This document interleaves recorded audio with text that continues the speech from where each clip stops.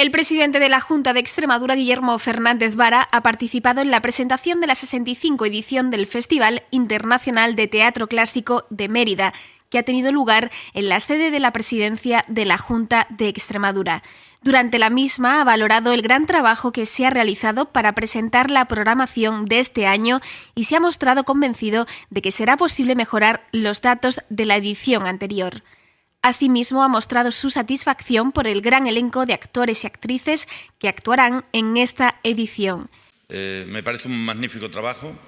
Me parece que el enorme reto que tenemos por delante, que es superar la 64 edición, empieza hoy con esta presentación y estoy convencido que así será posible. Agradezco el trabajo que se ha llevado a cabo para presentar una programación tan completa, donde está el teatro, donde está la danza, donde está la ópera, donde está la tragedia, donde están las noches de verano en Mérida y en Extremadura. El Festival de Teatro de Mérida comenzará el 27 de junio y concluirá el 25 de agosto. Sobre la Arena del Romano se podrán ver 6 obras de teatro, todas estrenos absolutos, una ópera y 2 espectáculos de danza.